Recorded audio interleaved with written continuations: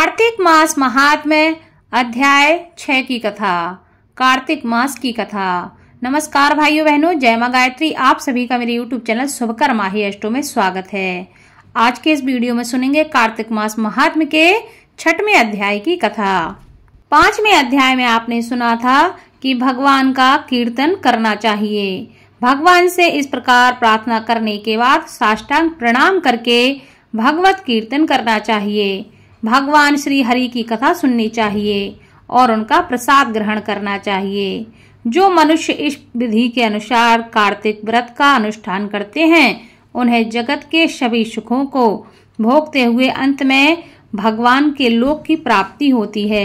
आगे नारद जी कहते हैं, जब 2 घड़ी रात बाकी रहे तब तुलसी की मृतिका, वस्त्र और कलश लेकर जलाशय पर जाएं।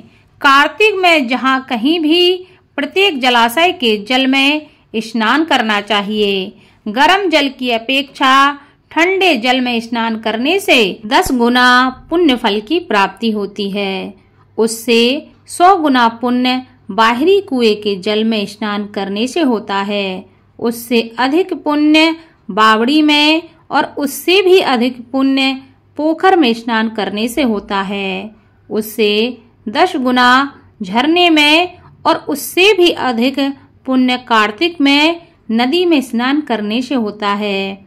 उससे भी 10 गुना पुण्य वहाँ होता है जहाँ 2 नदियों का संगम हो, और यदि कहीं 3 नदियों का संगम हो तब तो पुण्य की कोई सीमा ही नहीं होती। स्नान से पहले भगवान का ध्यान करके स्नानार्थ संकल्प करना चाहिए। फिर तीर्थ में उपस्थित देवताओं को क्रमशः अर्घ्य, आचमनीय आदि देना चाहिए। अर्घ्य देते समय इस मंत्र को इस प्रकार कहना चाहिए। हे कमलनाथ, आपको नमस्कार है। हे जलसाई भगवान, आपको प्रणाम है। हे ऋषिकेश, आपको नमस्कार है। मेरे दिए अर्घ्य को आप ग्रहण करें। बैकुंठ, प्रयाग तथा बद्रिकाश्रम में जहाँ कहीं भी भगवान विष्णु गए हैं, वहाँ उन्होंने 3 प्रकार से अपना पांव रखा था। वहाँ पर ऋषि वेद यज्ञों सहित सभी देवता मेरी रक्षा करते रहें। हे जनार्दन, हे दामोदर, हे देवेश, आपको प्रसन्न करने हेतु मैं कार्तिक मास में विधि विधान से ब्रह्म मुहूर्त में स्नान कर रही हूँ।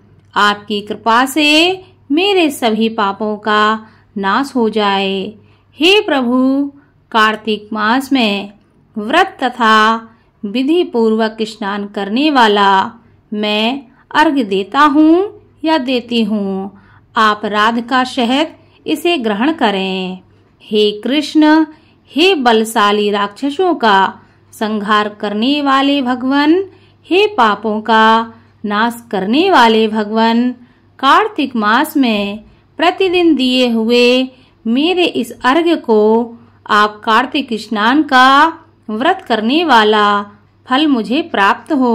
उसके बाद भगवान विष्णु, शिव तथा सूर्य का ध्यान करके जल में प्रवेश करके नाभि के बराबर जल में खड़े हो जाएं।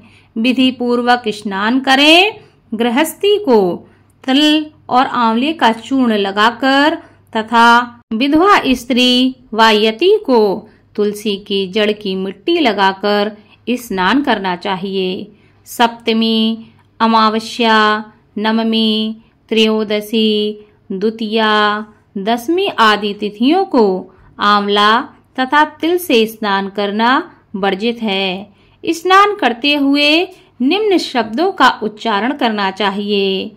जिस भक्ति भाव से भगवान ने देवताओं के कार्य के लिए 3 प्रकार का रूप धारण किया था, वही पापों का नाश करने वाले भगवान विष्णु अपनी कृपा से मुझे पवित्र बनाएं। जो अमनुष्य भगवान विष्णु की आज्ञा से कार्तिक व्रत करता है, उसकी इंद्रादिक सभी देवता रक्षा करते हैं, इसलिए वह मुझको पवित्र करे।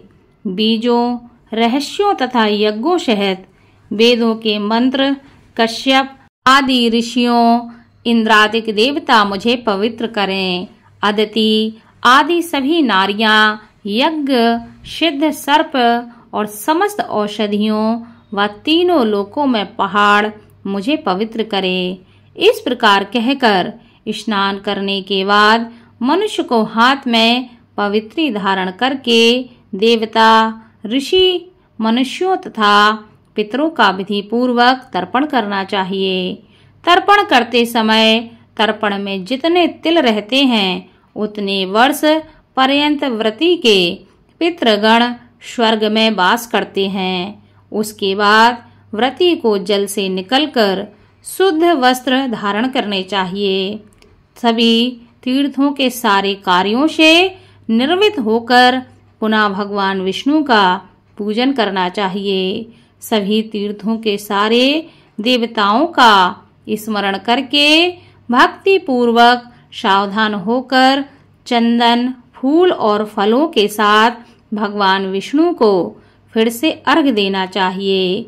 अर्घ्य के मंत्र का अर्थ इस प्रकार है। मैंने पवित्र कार्तिक मास में स्नान किया है।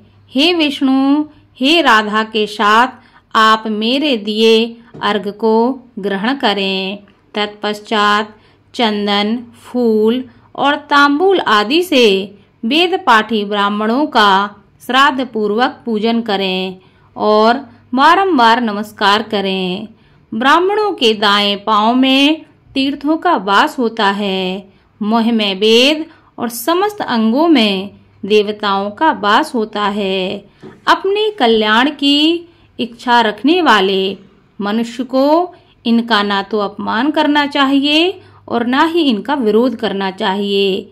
फिर एकाग्रचित्त होकर भगवान विष्णु की प्रिय तुलसी जी का पूजन करना चाहिए। उनकी परिक्रमा करके उन्हें प्रणाम करना चाहिए। हे देवी तुलसी, देवताओं ने ही प्राचीन काल से तुम्हारा निर्माण किया है और ऋषियों ने तुम्हारी पूजा की है। हे विष्णु प्रिया तुलसी, आपको नमस्कार है। आप मेरे समस्त पापों को नष्ट करो। इस प्रकार जो मनुष्य भक्ति पूर्वक कार्तिक मास में कार्तिक व्रत का अनुष्ठान करते हैं वे संसार के सुखों को भोग कर अंत में मोक्ष को प्राप्त करते हैं। इसी के साथ कार्तिक मास महात्म्य के 6वें अध्याय की कथा संपन्न हुई। आगे की कथा आपको 7वें अध्याय में सुनने को मिलेगी। धन्यवाद।